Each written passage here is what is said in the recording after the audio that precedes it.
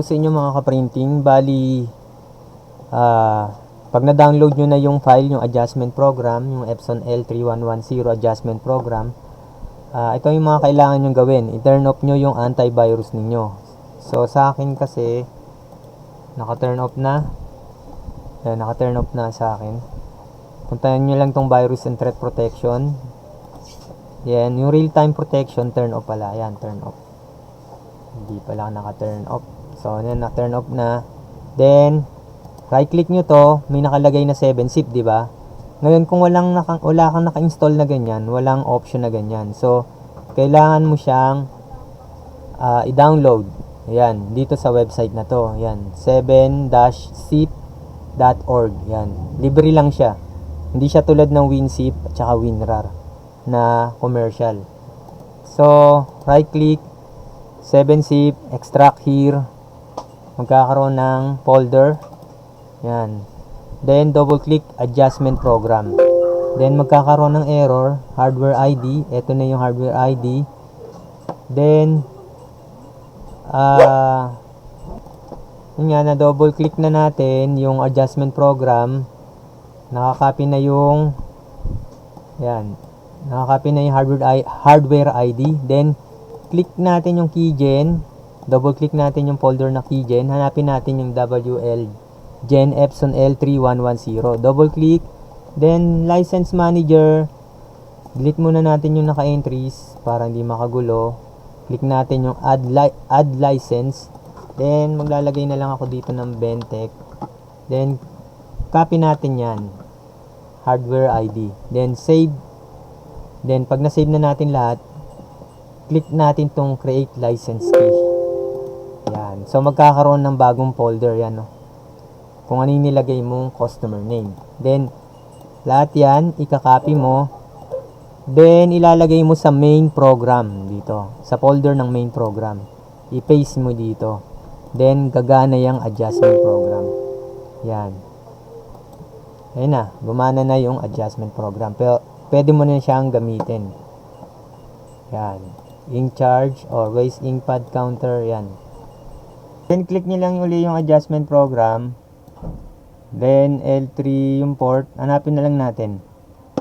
Huwag na lang na yung mag-auto. USB 6.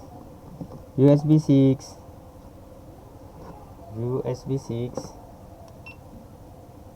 Then particular adjustment, check uli natin yung waste ink pad counter. Check natin yan. Tapos, check. Ayun, nabasa na. So, ganun lang pagka nag-error, yung communication error, check nyo yung USB. Tapos, lipat nyo sa mga USB port dun sa likod ng computer ninyo.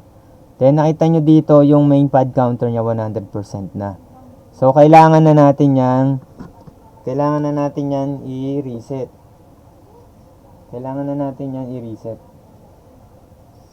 So, pipindutin ko tong click natin yung main pad counter kasi dito naman flatten pad counter naka 0. So, click natin yung initialize. Ayan. Click nyo lang yan. Okay. Ayan. Turn off natin yung itong printer.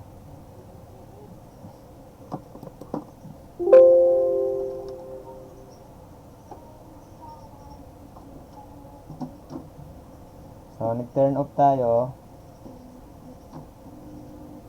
Kasi nakalagay dito, turn off printer. Ayan. Ayan. So, okay natin. Then, check natin.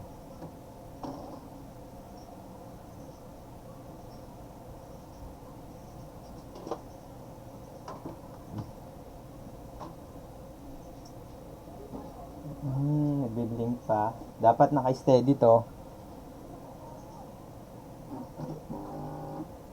Wag lang sanang may issue sa printout. Baka may mga kulay na nawawala. Ibang issue 'yon. Parang hindi siya na-reset. Parang may ibang issue to.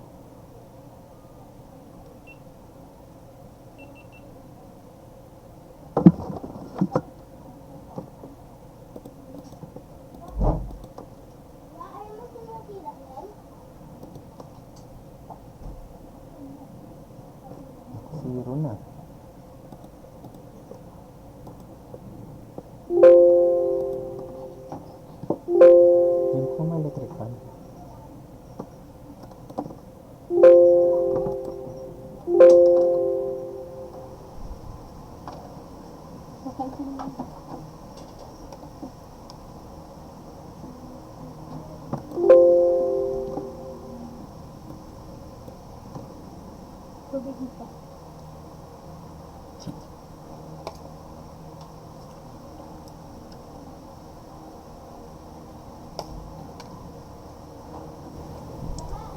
kapag 0 na yung ano, yung counter, yung main pad counter, tsaka yung flatten pad counter,